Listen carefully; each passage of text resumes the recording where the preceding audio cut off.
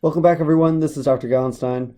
Today, we are going to continue with our lectures on demand functions. In last lecture, we looked at how a change in how a change in income affects demand. Today, we're going to carefully disentangle the effect of a price change on demand. So we're going to carefully disentangle it, and we're going to talk about different kinds of goods, and we're gonna really do a very thorough job here of looking at price effects on demand. Okay, so now demand. So we talked about past lecture that we have some goods, coffee and bagels, right? Okay, and then we identified the demand function by solving utility maximization problem, and we say that the quantity demanded is a function of the price of that good, and then it has parameters, the price of the other good, and then income, right? So the demand for bagels is a function of the price of bagels, price of coffee, and then income. Okay, so here are demand functions which we derive from a utility maximization problem. And so this comes from, basic demand functions come from consumer demand. So it comes from consumer preferences and consumer decisions. Okay, so that's where our demand functions come from. They are functions that give quantities as a function of prices.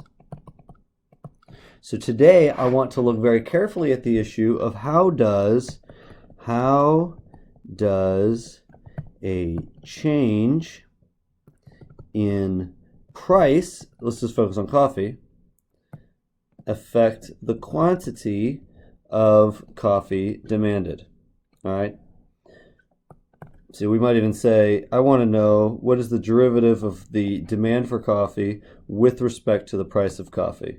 I want to know this, and we are going to do a very detailed and thorough job today talking about this. What we're going to find is that this is composed of two different components.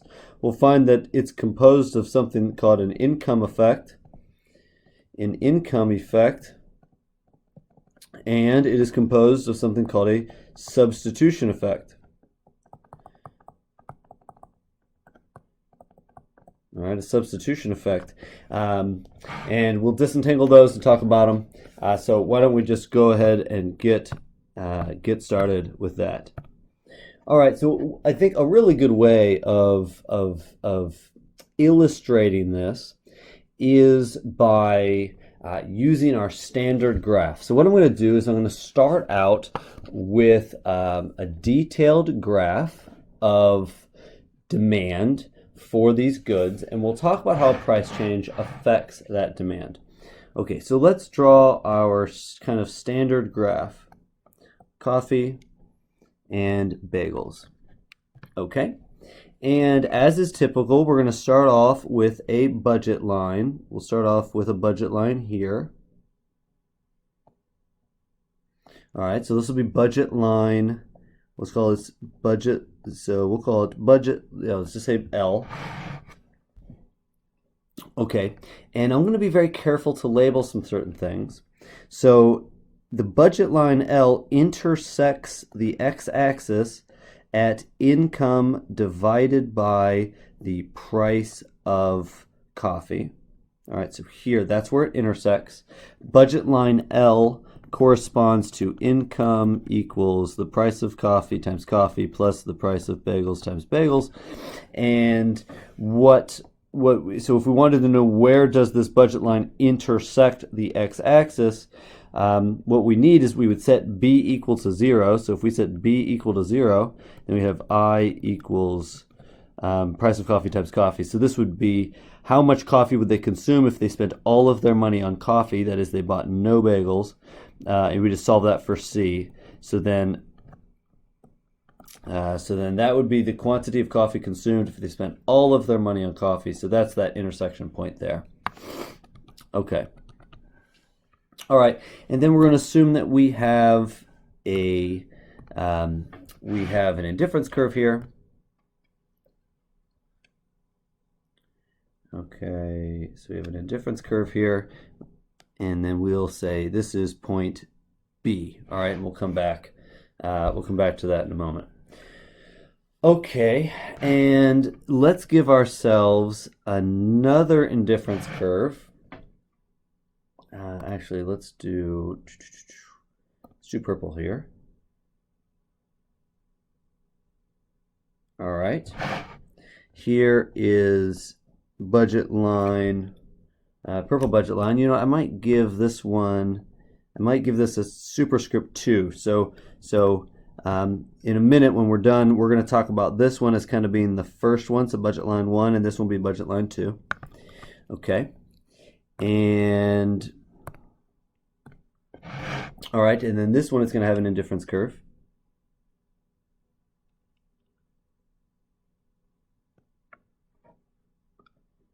Okay, so this would be point A. All right, so let's start there. Oh, and let's give ourselves an intersection point here. This intersects at I divided by, and we'll say price of coffee. All right, so here we go. Let's start here. This is where we're going to start. I have two budget lines. I have budget line that's in blue and budget line is in purple. The budget line is in blue, so they both have the same income level. They both face the same price of bagels, okay? But the purple one faces price PC, the purple price, and then the blue one faces the blue price. Okay, and we can see here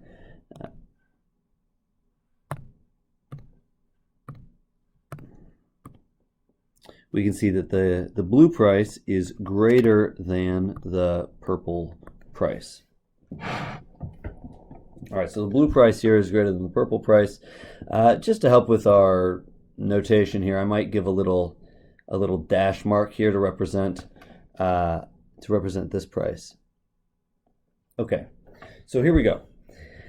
So let's start by saying that we're looking at budget line, the purple budget line, so budget line 1, and at budget line 1, so that means at price PC, so at price PC without the little dash, so at the price PC, you will have this purple budget line, and when you have the purple budget line, the agent is able to consume, so they're going to choose a bundle that will maximize their utility, and they will choose bundle A. And bundle A is composed of some combination of bagels and coffee. And that's the one that will maximize utility, so that's what they're going to choose if they face budget line L1, the purple budget line L1, which is the budget line that they will face when they have a price of coffee PC. Okay, so now what we want to do is we want to get an idea of how does a change in the price of coffee affect demand? How does a change in the price of coffee affect demand? So let's what we're going to do is we're going to assume that the price of coffee is going to go up. The price of coffee is going up from PC to PC prime. Okay, so the price of coffee goes up. When the price of coffee goes up, the budget line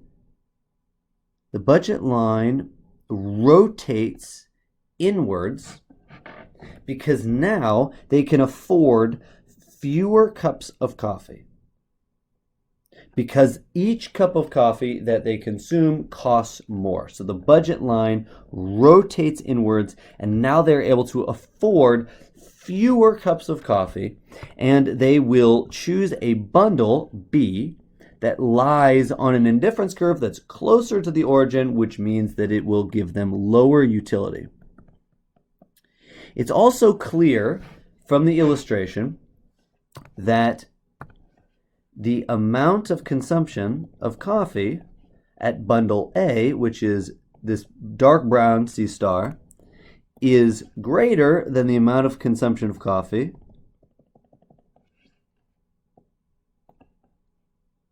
at bundle B. So in this case, what we're saying is that when the price goes up, consumption of coffee goes down. Okay, that's pretty straightforward. And that's exactly what we would expect. We call that the law of demand. The law of demand,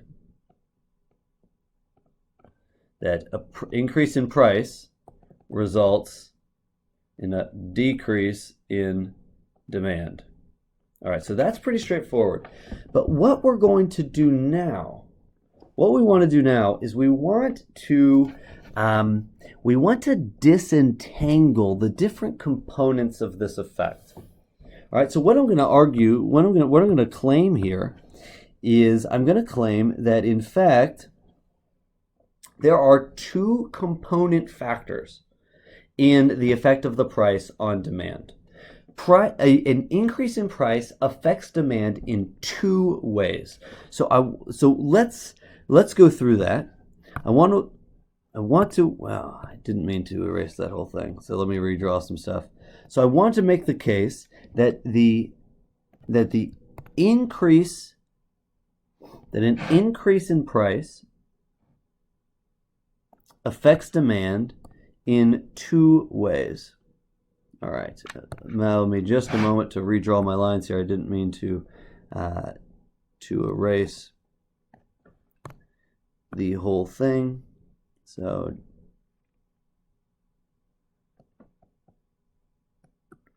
okay, B.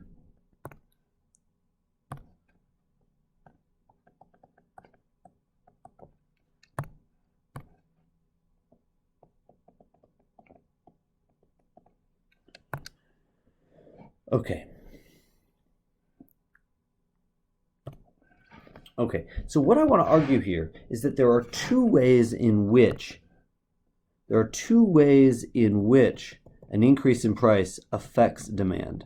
All right, so we said that at bundle A, they choose C, this dark brown C star, and at bundle B, they choose this light brown bundle or quantity of C star. And so we can easily see here, that an increase in price results in a decrease in demand. All right, so that's the law of demand. So we'll just write that over here, law of demand. All right, and the law of demand is basically that as price goes up, it implies that demand, so quantity demanded, we'll just note with C, goes down. Okay, but now this is going to be affected by two factors. There are two components here.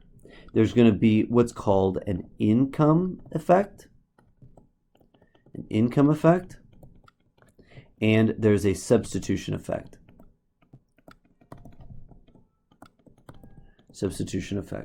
So let me kind of explain these two effects first. Okay, so the income effect. So what the income effect is that when the price of one of the goods goes up, so when the price of coffee goes up, that effectively means that I have less money available to purchase goods, because every cup of coffee that I buy is more expensive, which basically means that my purchasing power is lower. And so in a sense, the increase in price results in a decrease in what my income can buy. So that reduction in purchasing power creates what's called an income effect. That means my income doesn't go as far. I can't buy as much with my income. Because I can't buy as much with my income, I will choose to consume bundles that have fewer of the possible goods. That means so the income effect is, as I have less income, I can afford to buy fewer of this bundle of B and C. Okay, so there is this income effect. So if I wrote out my budget constraint, PCC plus PBB, that basically, if the price goes up, so if the price of coffee goes up, that gives me less buying power. And if I have less buying power, I'm going to end up probably consuming less of the coffee and less of the bagels. That's the income effect. The income effect is that I have less buying power. But now, if we look at it more carefully, we can think that the income effect is going to be influenced by whether or not a good is a normal good or it is an inferior good. Okay, so we're gonna explore that in greater detail later in the lecture. But the basic idea is this: that if the price goes up, that effectively means that my income is going down. So if price goes up, my income is, in a sense, we could say my income is going down, or the purchasing power of that income is going down. So if the price goes up, the purchasing power of my income goes down. That's kind of like my income is going down. All right, so if my income is going down, how does a decrease in income affect demand? Well, that takes us back to the last lecture. Remember, we talked about the income elasticity of demand. The income elasticity of demand tells us a percentage change in demand given a percentage change in income. So percentage change in demand given a percentage change in income. So if my income goes down, how is that going to affect my demand? Well, it'll be determined by the way in which demand responds to income. To remember that for a normal good, an increase in income results in an increase in demand. So this would be normal good. If you remember, for an inferior good, an increase in income results in a decrease in demand. And so basically, this income effect is capturing that, okay, if prices go up, my effective income goes down. If my effective income goes down, how's that going to affect demand? Well, let's think about it for a normal good, and let's think about it for an inferior good. Start with a normal good. So for a normal good, an increase in price increases demand. Therefore, for a normal good, a decrease in price results in a decrease in demand. Therefore, for a normal good, the income effect, i.e., the income effect is negative. That means if we're dealing with a normal good, then an increase in the price of that good will have a negative income effect on demand for that good. That means I will demand less of the good now that my effective income has decreased. All right, let's look at inferior goods. For an inferior good, if incomes go up, demand goes down. Okay, so then if income goes down, demand goes up. That means for an inferior good, an increase in the price of that good will result in an income effect that is positive. That means now that I have less income, I will demand more of that good. This would be a situation where the price of ramen noodles goes up, and now that I have less money to spend, I need to buy, I'm inclined, at least in part, to buy more ramen noodles because my income has gone down. All right, so that's the income effect. All right, so like I said, there are two components. There's the income effect and there's the substitution effect. I'm going to come back and I'm going to revisit this issue of normal versus inferior goods later in this lecture. We'll do it more in detail. This graph here, or this table here that I'm showing you, this table here is going to assume that it's a normal good. So I'm going to illustrate a normal good here in this particular illustration. So we're just going to say we're going to assume that it's a normal good. And we'll come back to this issue a little bit more later. So we have the income effect, which I've just discussed. What are the substitution effect? Okay, the substitution effect is the idea that when I'm making a decision between buying cups of coffee and buying bagels, I have the opportunity to substitute between coffee and bagels. So if the price of coffee goes up, that might mean that I might substitute away. So if the price of coffee goes up, I might be inclined to buy less coffee and more bagels. That means I am inclined to substitute away from coffee. So we started off with the price of coffee and a price of bagels. But now the price of coffee has gone up. Well, if the price of coffee goes up, now coffee is relatively more expensive than it used to be. And so that might incline me towards favoring bagels. I might be inclined towards buying more bagels than I would have before, or I'll be inclined to purchase bundles of goods that have a greater proportion of bagels relative to coffee than I would before, because the price of coffee went up, but the price of bagels didn't go up. That's the substitution effect. I'm going to substitute away from coffee towards bagels because now the price of coffee has gone up, but the price of bagels didn't go up. That is the substitution effect. The substitution effect is always negative. In fact, to illustrate that, I'm going to make it red. Substitution effect is always negative. That means that when the price of coffee goes up, I'm always inclined to switch away from coffee and towards bagels. That means the substitution effect is always negative. It always inclines me towards reducing my consumption of the good for which the price increased.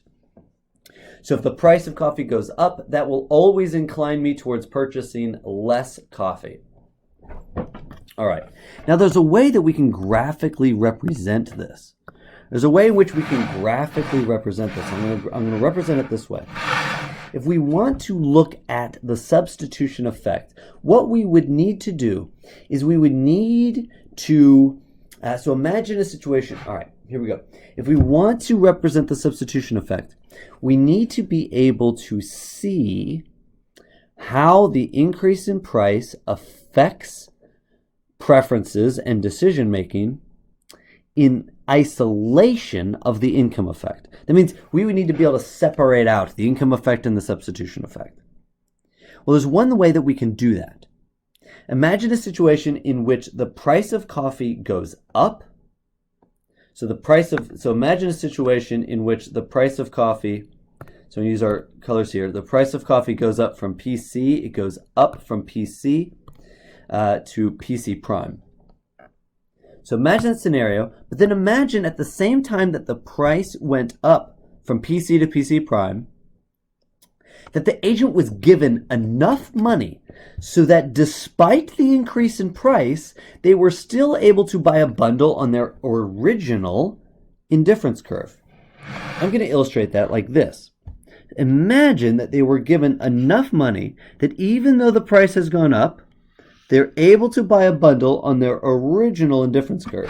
Forgive me. Well, that's all right. Let me try. I'm going to try that one more time. That is a very. Let me try to get a real straight line here. That's still not going to work. All right, that's just going to have to work. So if they were given enough money such that, all right, actually that has to be, I got to try again. Sorry guys. It has to be parallel to this dark blue line.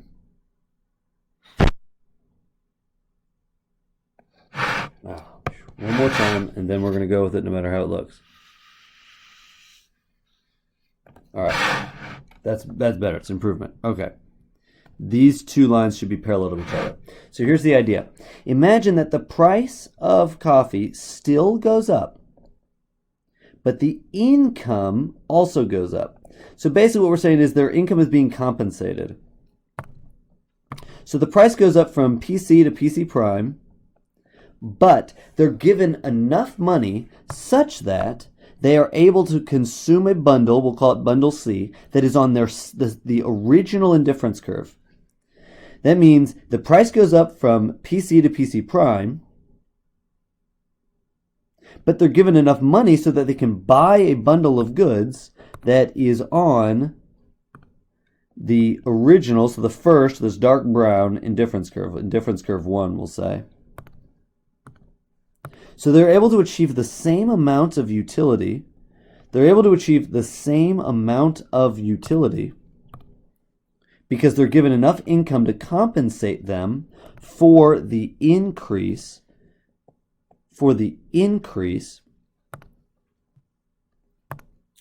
in the price.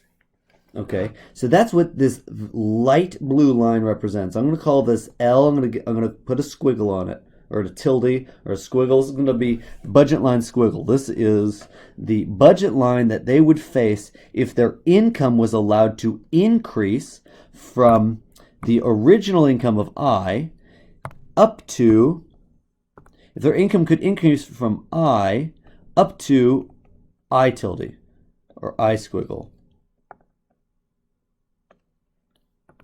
I gotta fit this in here.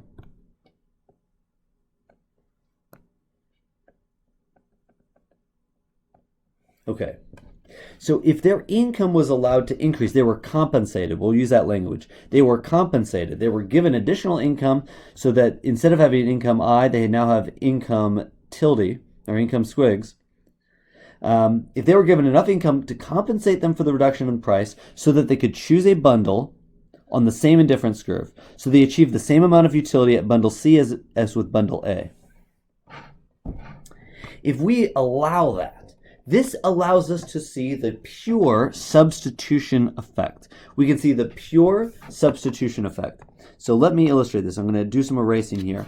Allow me to erase this so that I can illustrate some things. So at this bundle C, they're going to choose a new C star. All right, now this is how we can illustrate the income effect versus the substitution effect. So now I'm going to illustrate the substitution effect using this light blue color, and I'm going to illustrate the income effect using, I'm going to use a green for this, for the income effect. And then I'm going to use, let's see, I'll use pink for the total effect. So the income effect plus the substitution effect equals the total effect. So the total effect of a price change is composed of the income effect and the substitution effect. And so I'm going to illustrate the total effect with pink. All right, so here we go. What we're going to do, we're looking at how does the effect of a price change affect demand. Okay, so C star here, this brown C star, this is the original consumption. This is how much they consumed at the beginning. Now I want to know, if price goes up from PC to PC prime, how does that affect demand? Well, so let's illustrate the total effect. The total effect is the difference between the original C star and what they move to after the price increases. Okay, so this is the total effect here in pink. Well, how do I differentiate between the substitution effect and the income effect? Well, the substitution effect I will illustrate by looking at the effect of a compensated price change on demand. Why is that? If the price changes, but you're given enough income to compensate for the price change, then there is no income effect. That means there's only a substitution effect. That means if I look at the bundle that I've illustrated here with this light blue line, I look at this bundle C. So if I look at the bundle C here, if I look at the bundle C, this is going to show me the pure substitution effect. It's going to show me the pure substitution effect because they have been given enough income to compensate them. And so there is no income effect. All right, so if I look at the C star, the substitution effect here is the difference between the original C and the C star, the amount of coffee that they would consume when the price increases, but their income has been compensated. All right, so the difference between the dark brown C star and the light blue C star, that is the substitution effect. You can see that when the price increased, they reduced their consumption of coffee, and they reduced their consumption of coffee just because coffee has become relatively less attractive now that it is more expensive. That's the substitution effect. Well, what's the income effect? The income effect is the rest of the effect. So the income effect is the total effect. The income, we can write it this way. Let's do this. The income effect is the total effect. It's the total effect minus the substitution effect.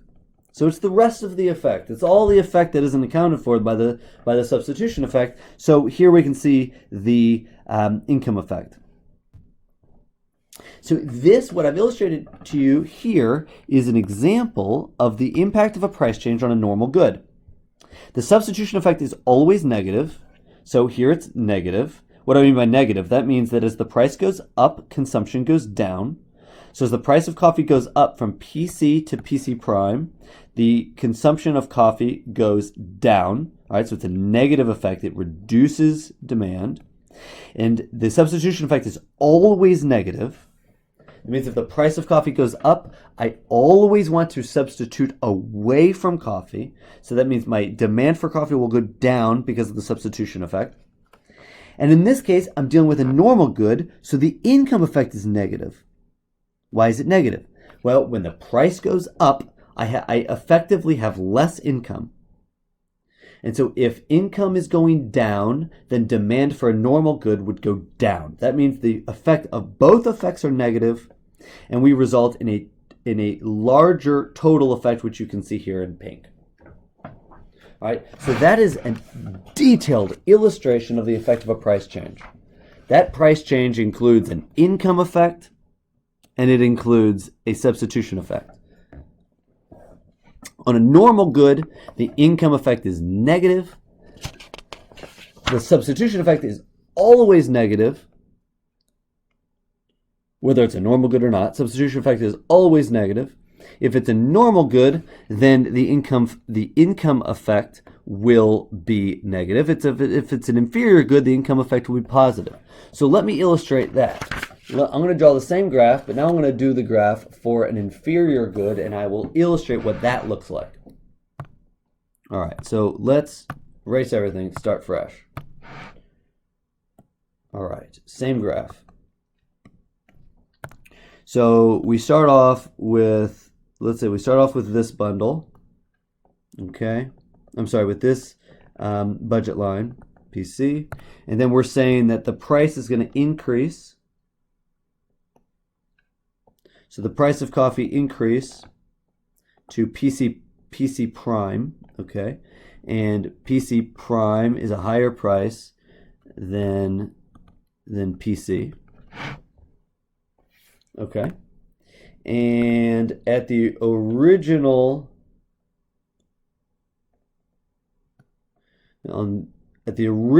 budget line, I pick bundle A, or the agent picks bundle A. Okay, and what we want to do here is I want to illustrate what it looks like if I have an inferior good. All right, so first let me illustrate this. Let's illustrate the substitution effect by drawing the budget line in the situation in which they are compensated. Their income is compensated for, their income increases to compensate them for the increase in price. Okay, so let's do this.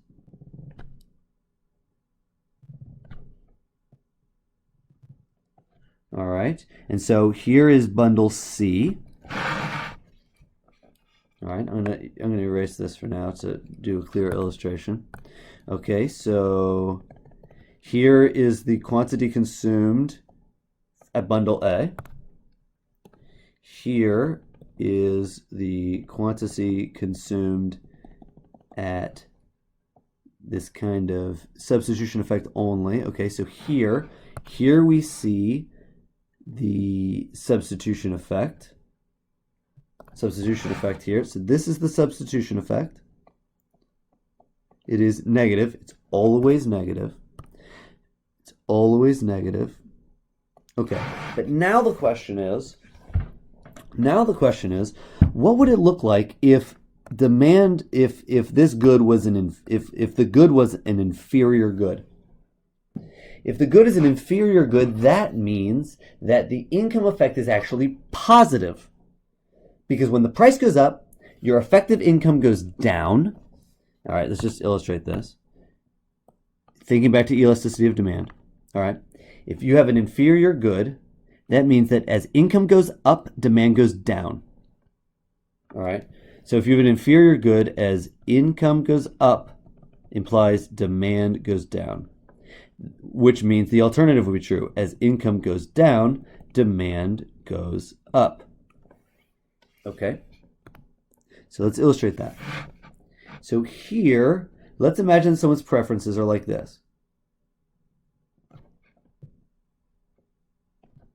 Let's see, is that going to work? That's not going to work. Sorry. I'm going to put, let's say someone's in different curve is like this. All right, so when price goes up, they choose bundle B. As price goes up, they choose bundle B right here. And so here, this is, it's still too close. Sorry, guys.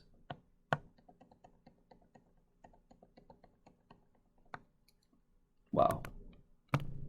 All right. All right, there we go. Okay.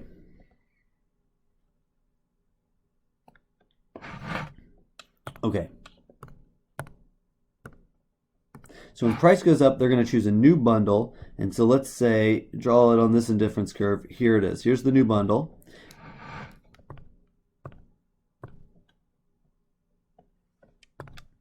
All right, so they're going to choose bundle C star.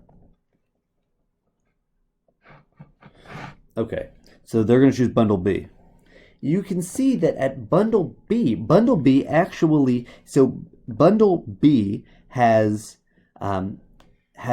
less cups of coffee than bundle A, but it has more cups of coffee than bundle C.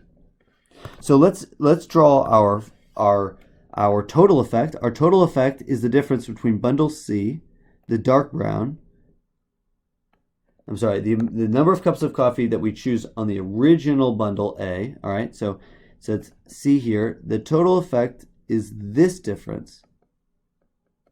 So this is the total effect.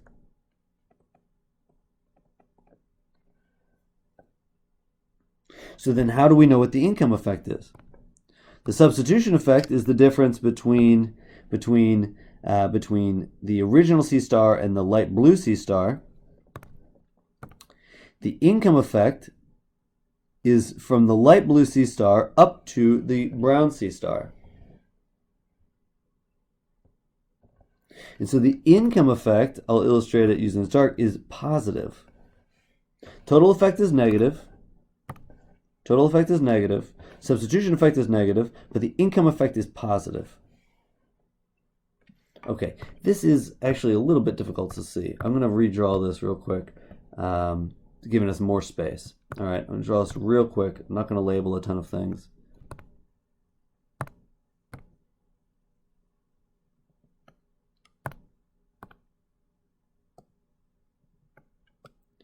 Bundle A.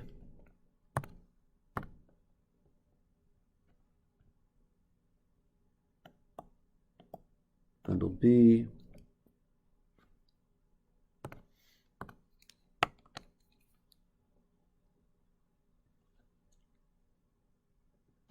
Okay. Man.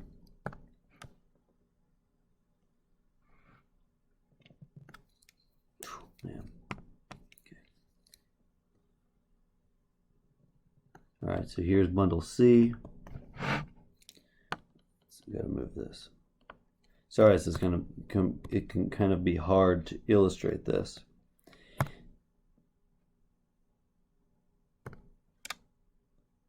This, I think, is going to be a lot clearer. Here we go. This is going to be a lot easier. All right, so here we go. This is the amount of coffee that we buy in the original bundle. This is the amount of coffee that we buy because of the substitution effect. This is how much cups of coffee that the agent would buy if, when the price increases and they're given enough money to compensate them for that increase in price. And then this is the number of cups of coffee that they will buy if they're not given enough income to compensate them for the increase in price. All right, so the total effect is from here to here. So here's the total effect, and it is negative. That means as the price goes up, demand goes down. The total effect is composed, we can write this, the total effect is composed, the substitution effect plus the income effect. All right, so the substitution effect is from the original bundle to the bundle that they would purchase when the price increases, but they are given enough money to compensate them for the increase in price. That's the substitution effect, and that is negative. It's always negative. The income effect for an inferior good, right? Remember, so for an inferior good, the income elasticity of demand is negative. That means as income goes up, demand goes down, which means the alternative as well. As income goes down, demand goes up. All right, so the income effect is the difference between the blue C star and the light blue. This is the income effect, and it is actually positive. All right, so this is for an inferior good. This is an inferior good. Substitution effect's a negative. Substitution effect is always negative. For an inferior good, the income effect is positive. The total effect is negative. The total effect being negative, total effect is negative. That is the law of demand. That means that when the price goes up, demand for the good will go down. Even if it's an inferior good, when the price goes up, the net effect on demand is negative. When the price of coffee goes up, the demand for coffee goes down. Even if coffee were an inferior good and the income effect was positive, the total effect on demand is negative. All right, that was what we think of when we think of the law of demand. When the price goes up, demand goes down. Okay, whether it's a normal good or an inferior good. All right, now as I've pressed on this, the idea that when price goes up, demand goes down, that's the law of demand. I'm harping on that, I'm pressing on it. You might notice that there could potentially be a situation. I mean, just imagine, just hypothetically speaking, imagine a situation in which the income effect, in which you have an inferior good, okay, you have an inferior good where the income effect is so large, it's positive, and it's so large that it's actually bigger than the substitution effect, and it were to create a situation in which the total effect was positive. That would violate the law of demand. That would be a situation in which the price of a good goes up and demand for that good then goes up. That would violate the law of demand. Okay, well, I'm going to show you what that looks like in theory right now. That's what we call a Giffen good. A Giffen good. A Giffen good is a situation in which the total effect is positive. Total effect is positive. Let me illustrate what that would look like. It's kind of a very interesting breakdown here. So let's just kind of repeat our graph. So we're saying that price goes up, right? So this is the budget line. So here's the budget line that corresponds to PC prime. Here's the budget line that corresponds to PC, okay? PC prime is larger than PC, so PC prime is greater than PC. So price goes up. So price goes up, budget line shifts in. All right, imagine that I have a situation. I'm going to change this line to just make it easier for me to illustrate here. Imagine I have a situation like this. All right, here's PC prime. And here's my preference. Here's my preference, my original preference, A. And then to illustrate the substitution effect, I draw the compensated line here. All right, PC prime. All right, so here's my bundle C. All right, so here's C star. Here's C star. Okay. So substitution effect right here. Substitution effect. Substitution effect. Always negative. Okay. But now imagine that when the price goes up, my preferences are such that I choose a new bundle B here. So here's my C star. What is the total effect? The total effect is an increase. The total effect is an increase in demand. Even though the price of coffee just went up, the total effect is positive in this illustration. The substitution effect is negative. Remember, the substitution effect is always negative, which means that the income effect is always the difference between these two. The income effect is highly, highly positive. So it means a Giffen good. So a Giffen good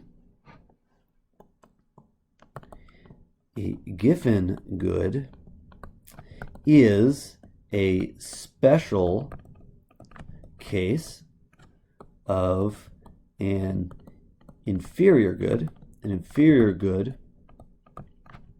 where let's just keep black, where the income effect, remember, because it's an inferior good, the income effect is positive, where the income effect is greater than, and let's say the absolute value of the income effect is greater than the absolute value of the substitution effect. So the substitution effect is negative. But we're saying that the income effect is a larger effect than the substitution effect, which would imply, so this would imply that the total effect is positive, right? So let's illustrate that up here. Total effect is equal to substitution effect plus income effect. So imagine a situation in which the substitution effect is negative. It's always negative. But you have an inferior good, and it's so inferior that the income effect is huge. It's positive because it's inferior good. It's positive, but this effect is larger than this. Income effect is larger than the substitution effect such that the total effect is positive.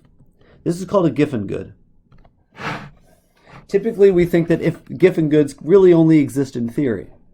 However, in class, we will read and discuss a paper in which researchers present evidence for the existence of Giffen goods, or what we might call, might use a different term, we might refer to Giffen behavior. So Giffen behavior would be where someone, where a person, an agent, increases their demand for a good, their demand in response to a price change. Okay, to be given behavior. That means a person